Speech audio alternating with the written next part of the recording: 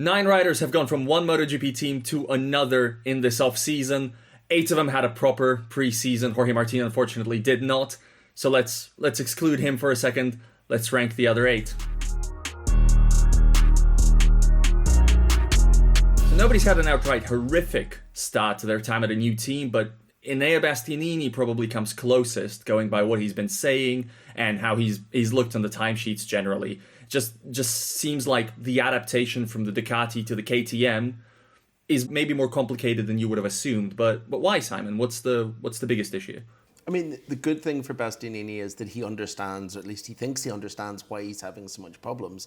And it's basically all to do with the way that the 2 different bikes need to be rode through corner entry.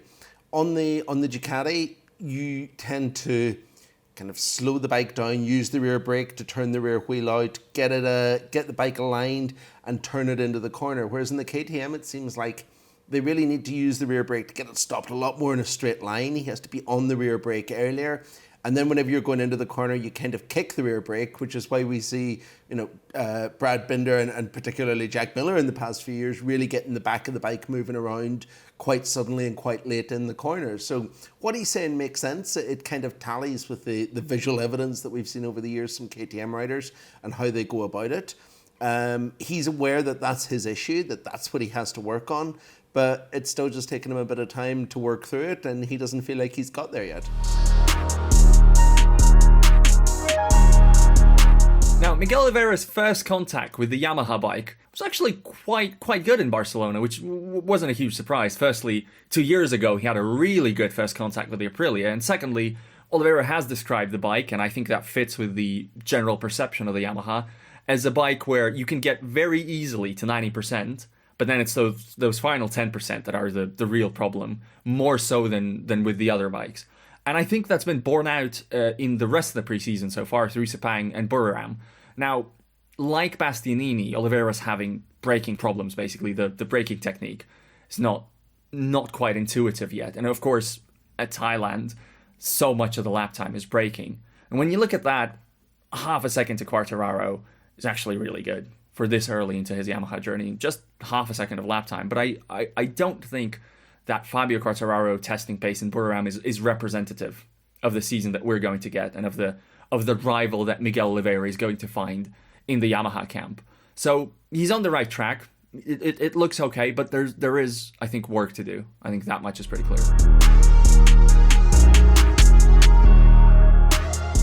Some of the testing days, Maverick Vinales has looked more or less at the same pace as teammate Enea Bastianini. Other days, he's actually looked a fair bit clear, so I suspect the truth is probably somewhere in the middle. And he's been more happy vocally than Bastianini. You hear Vinales talk about the KTM, and the suggestion is that in many ways it's a bike that suits him a lot better than the Aprilia suits his natural style, but it's just a question of time. The time that he's had with the Aprilia, that he's had with the Yamaha, that he's had with the Suzuki, of having that time here now. You will not be shocked to hear that, again, it's a question of braking. Vinales feels that in all the other phases of the corner, mid-corner, getting onto the acceleration, onto the throttle, he's okay. He's doing quite well. He might even already be totally on the level, but just the braking is letting him down. Now, with all that said, the single lap probably still needs a fair bit of work. He did some sprint simulations that looked reasonable, although he's also the rider who, in my analysis, I ended up throwing out the most laps. So, maybe there's a consistency issue going on. But, there's work to do. This is not thought of as a particularly easy bike to adjust to for anybody. And you're sharing a garage. Not a garage, but, close enough. You're sharing debriefing meetings and you're sharing results and equipment with Pedro Acosta. And that might be even harder in 2025 than it proved last year.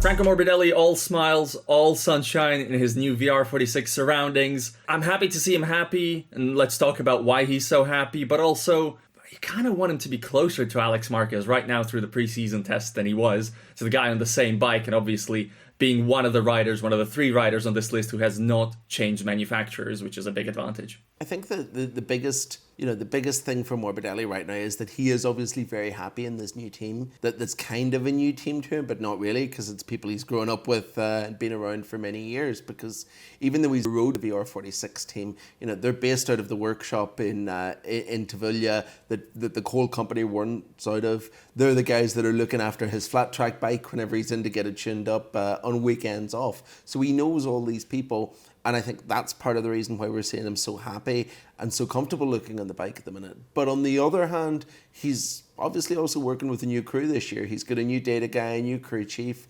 and he's talked quite a bit about, the process of adapting to those guys, getting to know each other, making sure that things are going in the right direction in terms of what they're doing with setup.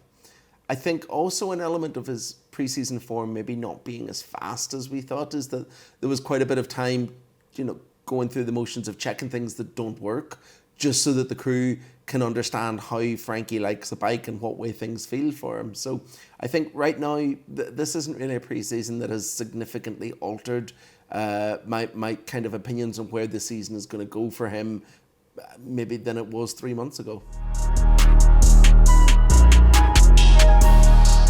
There's a lot of skepticism about Jack Miller arriving to Yamaha, also from us, but I think, we have to give credit to the results. Half a tenth of Fabio Quartararo, even less than that, in the final preseason test it's pretty incredible. Simon, do you feel better about the signing now than you did maybe a few months ago? It's more than we expected, this early on at least. I mean, and yes, we've been skeptical about the signing of Miller into the Pramac program, although we have always said, there is a benefit to him. He's a super experienced rider. He brings a lot of development credits that's going to be useful. But I didn't expect him to bring performance like this so quickly, so early on. I think maybe a little bit of it is just a combination of factors that, like Quartararo mainly in the Buriram test complaining about not being happy with the front tyre allocation. That's allowed the other Yamahas to be a little bit closer, but still Miller is the one that's closest to him. He's the one that's doing the best job, and that includes Alex Rins, who already obviously has quite a bit of experience in the bike. So yeah, I think Pramac have done really well to bring Jack back into their fold. Obviously he's a known quantity to them and they knew what he was getting from him. But you got to think that this is a partnership that, from the initial promising signs, should probably pay off at least on occasion through the year. Yeah, we should say, Miller had a good start at Pramac. He had a good start at KTM. So usually it's, those next few months that can be the issue. But, right now, no complaints at all. Jack's big strength has always been incredible one-lap pace, and that does kind of tend to skew testing a little bit because he's very good at going out there and getting on with it. But no, there was more than just single-lap speed over the testing program that looked fairly good. So let's see what happens whenever we go racing. So Marco Bezzecchi's 2024 was completely derailed by the combination of a new grippier Michelin rear tyre and a Ducati that was just not designed for it. And going into his Aprilia tenure, there was reason to dread whether, that's a fundamental thing now and whether no bike can extract the best Marco Bezzecchi anymore. So far, the evidence is it can, Aprilia can, and that Aprilia has got the rider that it wanted to and that it hoped it was getting in signing Bezzecchi. And he really is a strong contender for number one on this list. And it's just the injury absence of Jorge Martin that is keeping us from really putting him up there. We don't know how much better the 2025 Aprilia is than the 2024, although the early evidence is very encouraging. But even so, in such a short amount of mileage, he's already smashed Aprilia's lap record at Sepang. He's smashed it at Buriram. He's been improving over a single lap very consistently. He did a very good sprint simulation at Buriram that beat all the other available to us sprint simulations. That was very consistent, very potent. Just he seems back, and he never, ever mentioned the rear pushing the front. You'd hear it in every debrief in 2024. It has not come up in 2025. Sounds good. Let's put aside for a second our frustrations over trying to decipher KTM's preseason form year after year. For the purpose of this video, that does not matter.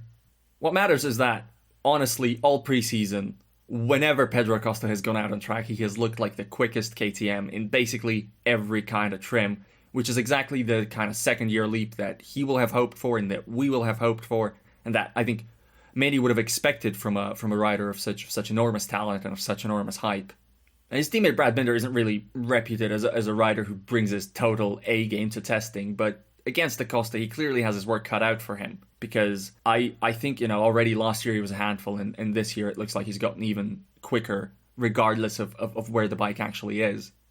There is one aspect that is KTM related. Acosta mentioned during the preseason that priority number one, more than anything, was making the bike more stable, more predictable. He'd crashed a lot in 2024, and he wants to avoid a repeat of that this year.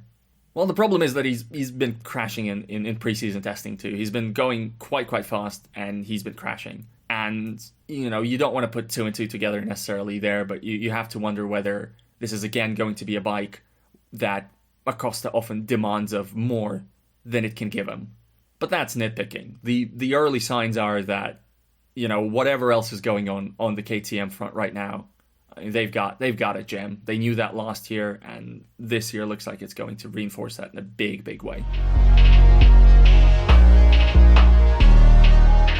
It's a little boring to rank Marc Marquez as number one, especially that he hasn't even changed manufacturers, and he was always going to be quick. But, Simon, feeling from the paddock, it's going well, isn't it? The switch, the adaptation seems to be pretty smooth, spotless. Yeah, I mean, it's been basically seamless so far. It's very obvious that he's bonded pretty quickly with the team, even though he's still getting to know them.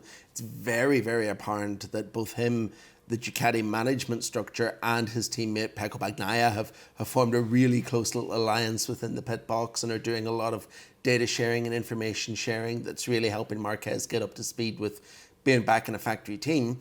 And there just hasn't been any niggles. There hasn't been any massive upsets, anything that's going to delay the process. So really, I think it's fair to say that what we're seeing is really what you'd expect to see at this point, given that there hasn't been any speed bumps to hit. There hasn't been anything to distract them. Everyone's happy. Let's see how it goes whenever it goes racing. And like you say, yeah, it's boring to put him at number one, but at the same time, he's the guy that's had probably the cleanest, easiest preseason so far in terms of, there hasn't been crashes, there hasn't been injuries, there hasn't been substantially different things with what they're doing. And even the bike that they're working on is pretty much, quite a familiar model of the one that he had last year and the one that his teammate already has, that has sped up the whole process of R&D.